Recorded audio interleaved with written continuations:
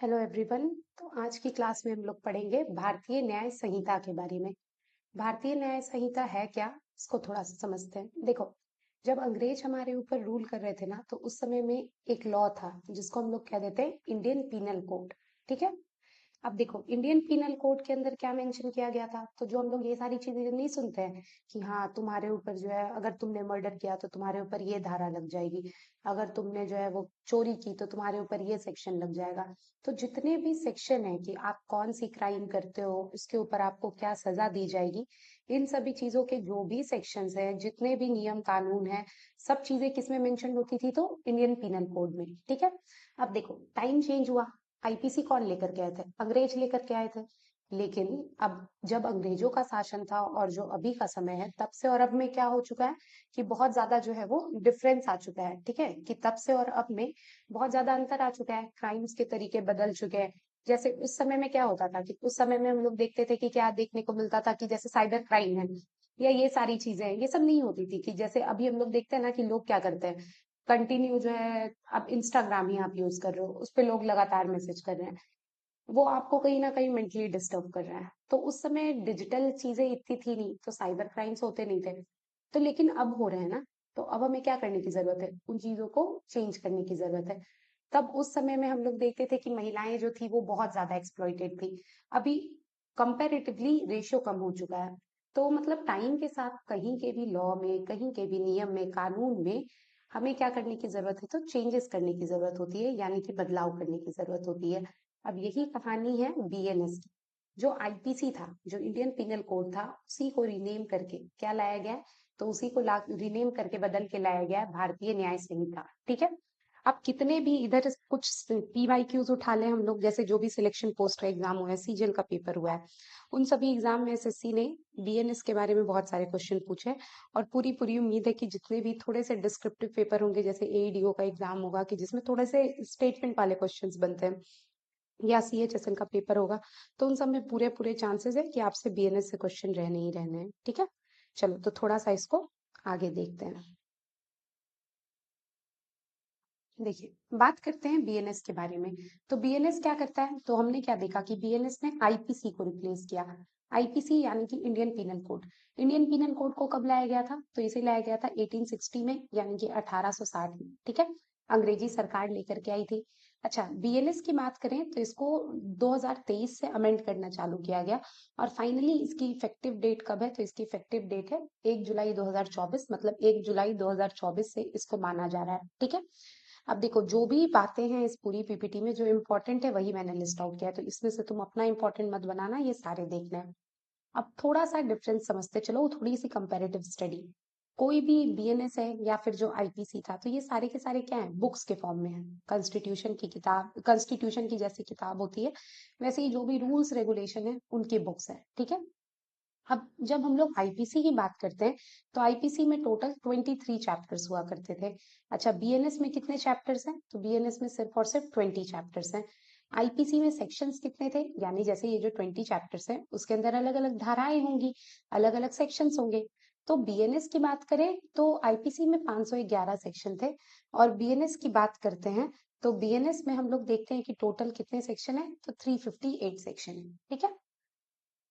अब देखिए, अब इसमें बहुत सारी चीजें चेंज हुई हैं। जैसे एक बहुत ही इंपॉर्टेंट पार्ट है, वो है चैप्टर 5।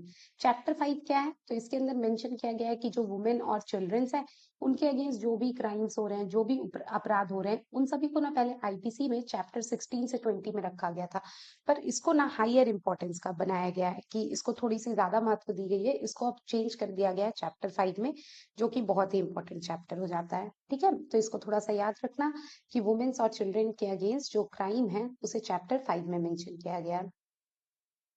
अगला हम लोग देखते हैं कि इसके अंदर कुछ कुछ नए ऑफेंसेस, यानी कि नए नए अपराधों को इंक्लूड किया गया है। ठीक है। कौन कौन से नए अपराध इंक्लूड किए गए हैं, तो जैसे सबसे पहला इंक्लूड किया गया मॉब लिंच। ठीक है। मॉब लिंचिंग का मतलब क्या होता है, जैसे मान लो कि कहीं पर कोई बिल्डिंग ही जल रही है या कोई एक्सीडेंट ही हो गया, तो कभी कभी देखते हो कि जो भीड़ है वो इकट्ठा हो जाती है, और भीड़ मतलब किसी की नहीं होती है। ठीक है। भीड़ जो होती है ना, वो बहुत ही ज्यादा उग्र हो जाती है। तो अब भीड़ के उग्र होने में ये हम लोग देखते हैं कि भीड़ क्या करती है, तो जो भी व्यक्ति जो कि जिसकी गलती है, वो व्यक्ति क्या करते हैं, तो ये लोग उसको मारने पीटने लग जाते हैं। अब वैसे में बहुत बार क्या होता है ना कि तुमने ही कहीं पे, मान लो तुम्हारा ही कोई एक्सीडेंट हुआ, हो सकता है तुम्हारी गलती नहीं हो, पर लेकिन सामने वाले का नुकसान हो गया तो भीड़ तो तुम्हें मार देगी, ठीक है। तो फिर वैसे केस में जो मॉब लिंचिंग है, मॉब लिंचिंग का टिल डेट हमारे कॉन्स्टिट्यूशन में या आईपीसी में कोई भी ऐसा कानून नहीं था। भीड़ को कहीं पर मेंशन ही नहीं किया गया था कि भीड़ यदि अगर कोई क्राइम करती है तो फिर उसका क्या रिजल्ट देखने को मिलेगा, पर लेकिन बीएनएस में इसको इंक्लूड किया गया है। यदि अगर मॉब लिंचिंग का केस देखने को मिलेगा तो उसमें 7 साल से लेकर के डेथ पेनल्टी यानी कि मृत्यु दंड तक की जो सजा है वो सजा दी जा सकती है, ठीक है। अच्छा, उसके अलावा हम लोग देखते हैं कि ऑर्गेनाइज्ड क्राइम यानी कि संगठित अपराध। संगठित अपराध का मतलब ये हुआ कि अगर दो चार लोग मिल करके कोई क्राइम कर रहे हैं तो इसको मेंशन किया गया 111(12) में, जिसमें क्या दिया जा रहा है, तो 5 साल तक की लाइफ इम्प्रिजनमेंट यानी कि उम्र कैद, ठीक है, यानी कि आजीवन कारावास दिया जा रहा है। अच्छा, टेररिज्म यानी कि आतंकवाद। आतंकवाद को मेंशन किया गया है सेक्शन 113 में। देखो, टेररिज्म के प्रति पहले भी केसेस थे, ऐसा नहीं था कि पहले सेक्शन नहीं था, पर अब टेररिज्म को थोड़ा सा क्लियरली डिफाइन किया गया है कि टेररिज्म में क्या क्या चीजें इंक्लूड की जाएगी। अच्छा, साथ ही साथ कहा गया है कि 5 साल तक का आजीवन कारावास यानी या फिर मृत्यु दंड, ठीक है। नई चीजें और क्या ऐड देखने को मिली हमें, तो जैसे कि साइबर और फाइनेंशियल क्राइम, ये अभी जस्ट तुम्हें एक्सप्लेन किया। जब अंग्रेजी सरकार का रूल हुआ करता था तब इतने फाइनेंशियल क्राइम या साइबर क्राइम होते ही नहीं थे। जैसे कि मान लो ऑनलाइन फ्रॉड हो गया, जो नहीं होते हैं कि इतने रुपए में इतने पैसे लगाओ, उसके बाद फिर पैसा डबल हो जाएगा। तो वही जो ऑनलाइन फ्रॉड होता है, ऑनलाइन फ्रॉड की बात की जा रही है कि ऑनलाइन फ्रॉड को इंक्लूड किया गया है। फेक न्यूज जो फैलाते हैं, जो तुम लोग फटाफट ये व्हाट्सएप पे इंस्टा पे क्लिक करते जाते हो कि अब तो हम इसको नेक्स्ट करेंगे, ठीक है, ये। उसके अलावा साइबर फ्रॉड, तो इन सभी को आईपीसी के सेक्शन 120 में चीटिंग के अंदर कवर कवर किया गया है कि ये मेंशन किया गया है कि कोई भी अगर साइबर और फाइनेंशियली चीटिंग की जाएगी तो उस व्यक्ति के ऊपर क्या लगेगा, तो धारा 420, ठीक है।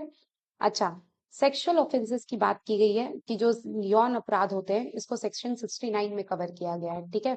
कि जैसे मान लो कि तुमने जो है वो किसी को फॉल्स प्रोमिसेस दे करके कि हाँ तुमने अपना रिलेशन रखा, अब उसमें तुमने फिजिकल रिलेशन को इंक्लूड कर लिया कि हाँ भाई तुम फॉल्स प्रोमिसेस करके, झूठे वादे करके और कोई भी शारीरिक संबंध वगैरह बना रहे हो, तो फिर वैसे केस में तुम्हारे ऊपर जो है वो क्या लग सकता है, तो सेक्शन 69।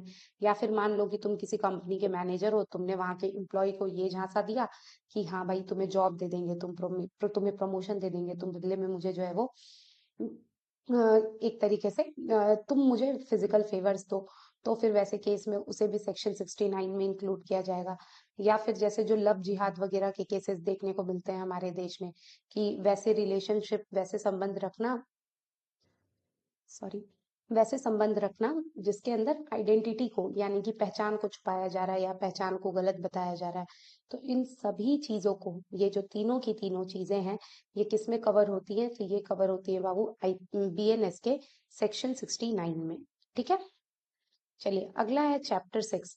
चैप्टर 6 किसका है, तो चैप्टर 6 हो जाता है ह्यूमन ट्रैफिकिंग का, यानी कि मानव तस्करी का, ठीक है। ये कितने से कितने सेक्शन में कवर होता है, तो ये कवर होता है 143 से 144 में।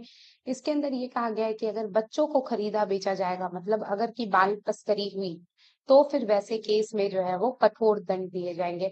अच्छा, इसको पहले ना आईपीसी के सेक्शन 98 99 में रखा गया था, उसको रिमूव करके 143 144 में किया गया है, ठीक है। चलो, कुछ कुछ चीजें हैं जिसको हटा दिया गया है, ठीक है।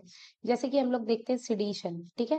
सिडिशन की यदि अगर बात करते हैं, मतलब राजद्रोह, जैसे कि सिडिशन का मतलब ये हुआ कि तुमने कुछ ऐसा काम किया जिससे सरकार को ये लग रहा है कि हाँ तुम देश के अगेंस्ट जा रहे हो, देश के खिलाफ जा रहे हो, तो जो सिडिशन है इसको मेंशन किया गया है 124 के ए आईपीसी आईपीसी के 124 ए सेक्शन में, ये मेंशन था, जिसके अंदर ये कहा जाता था कि कोई भी ऐसी चीज जो कि देश की संप्रभुता, एकता और अखंडता को नुकसान पहुंचा रहा है, तो उन सभी को हम लोग राजद्रोह यानी कि सिडिशन में काउंट करेंगे।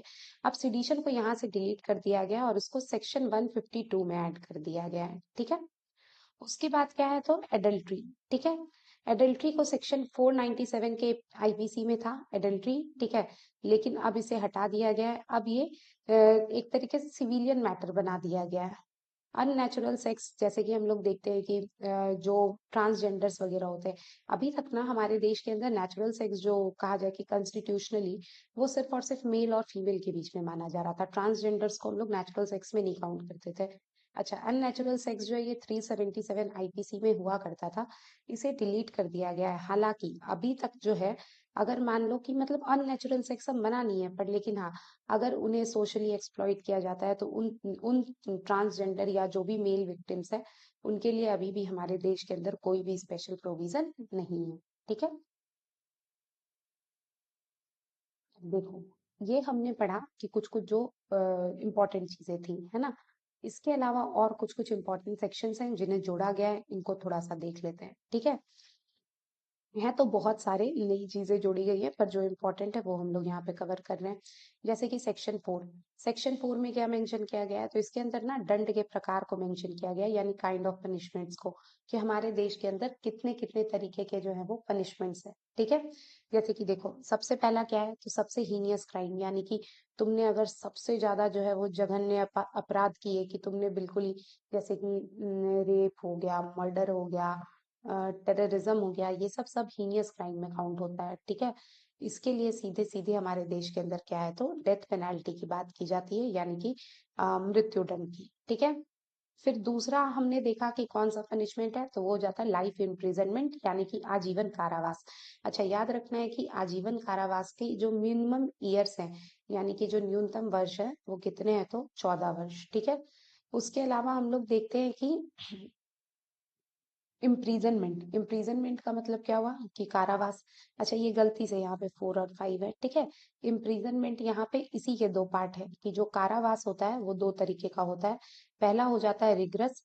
रिग्रस का मतलब साधारण, कि जिसके अंदर जो जेल जब होती है ना, तो वहां पर तुमसे कोई लेबर काम करा लेंगे या कोई हार्ड वर्क करा लेंगे, तो ये तुम्हारा थोड़ा सा कठोर हुआ। कि रिग्रस का मतलब, सॉरी, साधारण नहीं, कठोर हुआ, कि जहां पर तुमसे थोड़ा सा मेहनत करा लेंगे, थोड़ा सा हार्ड वर्क करा लेंगे। ठीक है, दूसरा हो जाता है सिंपल, यानी कि ऑर्डिनरी, कि तुम सिर्फ और सिर्फ जेल में हो, नो बेसिक काम वहां के कर रहे हो। ठीक है, तो हमने तीन देखा, एक है डेथ पेनाल्टी, दूसरा है लाइफ इम्प्रिजनमेंट, तीसरा है इम्प्रिजनमेंट, चौथा हो जाता है तुम्हारा बाबू फाइन। फाइन यानी कि जुर्माना। ठीक है, जुर्माने की यदि अगर बात की जाए, तो मतलब जो भी फाइनेंशियल पेनाल्टी लगती है, कि हाँ तुम्हें 10 लाख देने होंगे, 20 लाख देने होंगे, जो भी चीजें है। अगला है फॉरफेचर ऑफ प्रॉपर्टी, मतलब कि संपत्ति को जब्त कर लिया जाता है, कि तुमने जो भी क्राइम किया या तुमने कहीं करप्शन किया, तो उस करप्शन के पैसे से तुमने जो भी प्रॉपर्टी बनाई है, उन सभी संपत्ति को, उन सभी प्रॉपर्टी को जब्त कर लिया जाएगा।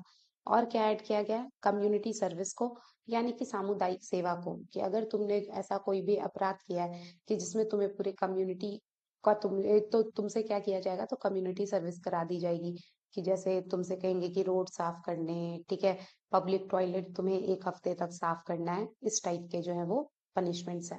ठीक है, चलिए, और क्या क्या सेक्शन ऐड किए गए हैं, तो जैसे एक ऐड किया गया है सेक्शन 34।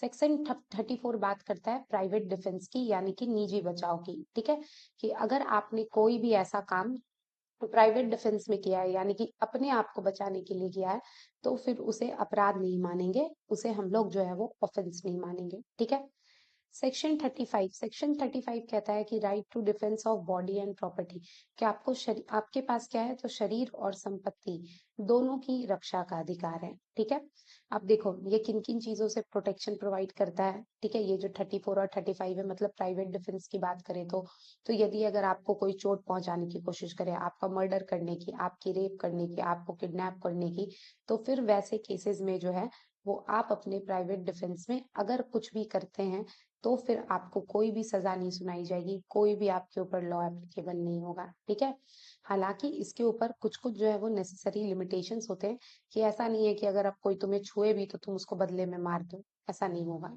ठीक है, चलो सेक्शन 36।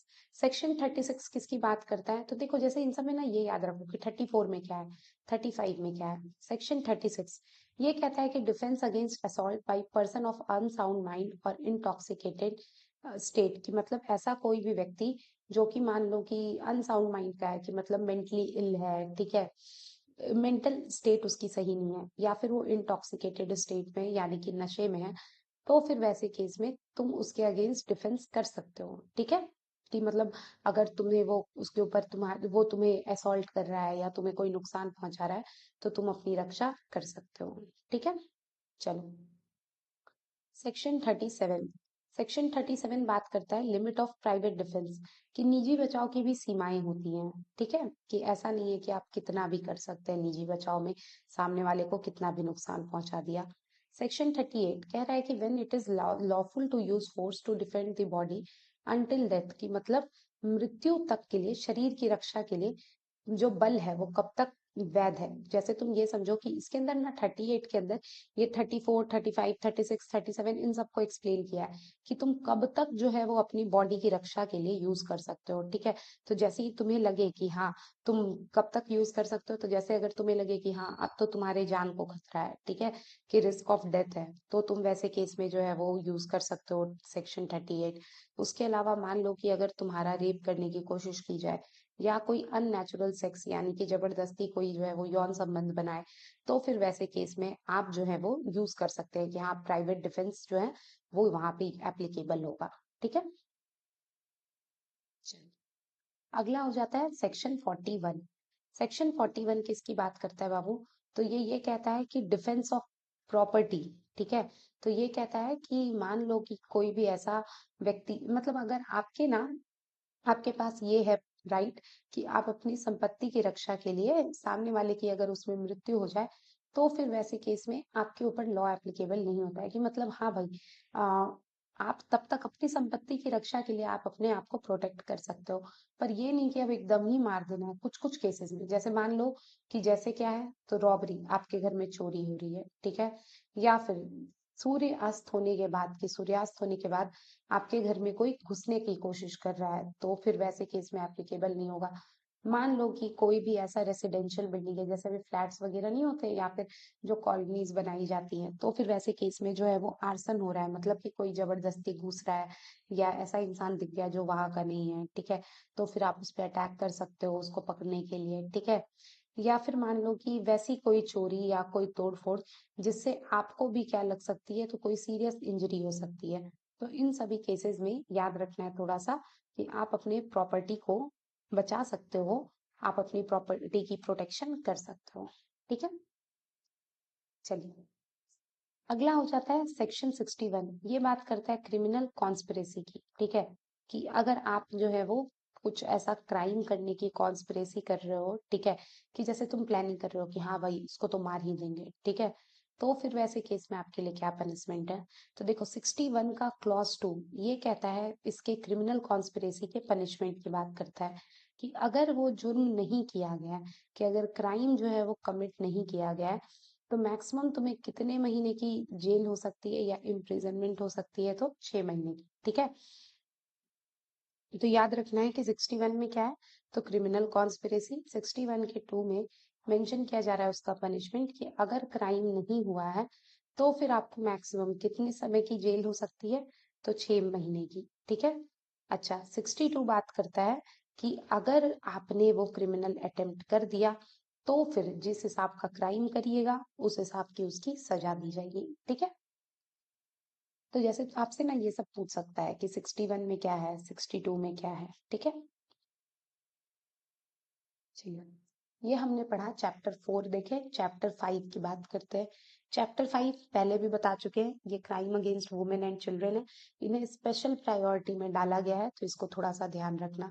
जैसे कि सेक्शन 63, इसके अंदर डेफिनेशन ऑफ रेप को बदला गया है। ठीक है, अच्छा, ये पहले किसमें था? आईपीसी 375 में। अब इसके अंदर यही डेफिनेशन ऑफ रेप को बदला गया है कि हाँ भाई, किसी भी महिला की इच्छा के विरुद्ध यदि अगर यौन संबंध बनाया जा रहा है, यानी कि सेक्सुअल इंटरकोर्स जो है वो बनाया जा रहा है, तो उसे कौन से सेक्शन में रखा जाएगा? तो उसे रखा जाएगा सेक्शन 63 में। ठीक है, चलो सेक्शन 64 ये किसकी बात करता है? तो ये रेप के लिए पनिशमेंट की बात करता है। मिनिमम कितने वर्ष तक? तो याद रखना है कि 10 वर्ष तक। ठीक है, सेक्शन 65 से 66 ये किसकी बात करता है? तो ये बात करता है विशेष परिस्थितियों की और कठोर दंड की। ठीक है, कि मान लो कि इन केस अगर जो अगर जब रेप किया जा रहा है तो वो जो विक्टिम है, विक्टिम की यदि अगर डेथ हो गई तो उसे जो है वो लाइफ इम्प्रिजनमेंट दी जा सकती है। जो भी व्यक्ति होगा, ठीक है, जिसने भी ये क्राइम किया होगा, तो फिर उसे लाइफ इम्प्रिजनमेंट या फिर डेथ पेनल्टी, ये सारी चीजें दी जाएगी। ठीक है। चलो, सेक्शन 69, ठीक है। 69 किसकी बात करता है? तो ये बात करता है fraudulent sexual intercourse with consent, ठीक है। कि जैसे फ्रॉड ऑफ कंसेंट, कि किसी ने जो है वो फॉल्स मैरिज प्रोमिसेस दिए हैं, ठीक है, जॉब का प्रमोशन इन सब का लालच दिया है, रिलेशन में आइडेंटिटी हाइड की है, तो फिर वैसे केस में क्या किया जाएगा? तो पनिशमेंट दी जाएगी। ठीक है, कितने साल की? तो 10 साल तक की, और साथ में क्या दिया जाएगा? तो फाइन देना पड़ेगा। ठीक है। चलो, सेक्शन 70, ये सारे चैप्टर 5 के पार्ट है। इसमें किसको कवर किया गया है? तो इसके अंदर कवर किया गया है गैंग रेप को। ठीक है। इसके अंदर क्या दिया जाएगा सजा बाबू? तो इसके अंदर दिया जाता है कि लाइफ इम्प्रिजनमेंट, यानी कि आजीवन कारावास की सजा दी जाएगी। ठीक है। अच्छा, सेक्शन 74 किसकी बात करता है? तो ये बात करता है आउटरेजिंग मॉडेस्टी ऑफ वुमेन, यानी कि जो महिलाएं होती हैं, उनकी मोडेसिटी के साथ, यानी कि उनकी इज्जत के साथ, यदि अगर आप कोई छेड़छाड़ करते हो, जैसे कि मान लो कि आप रोड पे छेड़ रहे हो उन्हें, या फिर कोई भी ऐसा काम कर रहे हो जिससे जो है वो वुमेन की मोडेस्टी जो है वो इफेक्ट हो रही है, तो फिर वैसे केस में क्या देखने को मिलेगा? तो सेक्शन 74। ये किसके सिमिलर है? तो ये सिमिलर है सेक्शन 354 के। इसके अंदर क्या दिया जाएगा? तो 5 से 7 साल की सजा दी जाएगी, और क्या देना पड़ेगा? तो फाइन देना पड़ेगा। ठीक है। सेक्शन 75, ये किसकी बात करता है? तो ये बात करता है सेक्सुअल हरासमेंट की, यानी कि यौन उत्पीड़न की। ये किसके सिमिलर है? तो ये सिमिलर है 354 ए के। इसके अंदर 3 साल तक की सजा है, या फिर फाइन है, या फिर दोनों चीजें है। ठीक है। चलो, ये इतनी चीजें जो है, इसको थोड़ा सा ध्यान रखना बीएनएस के बारे में। ठीक है। कोशिश ये की गई है कि सारे के सारे जो इम्पोर्टेंट टॉपिक्स है, इम्पोर्टेंट सेक्शन है, ये इसके कवर करा दिए जाए। ठीक है। बहुत ही इम्पोर्टेंट टॉपिक है, इसको थोड़ा सा आप गो थ्रू कर लेना। ओके। Thank you.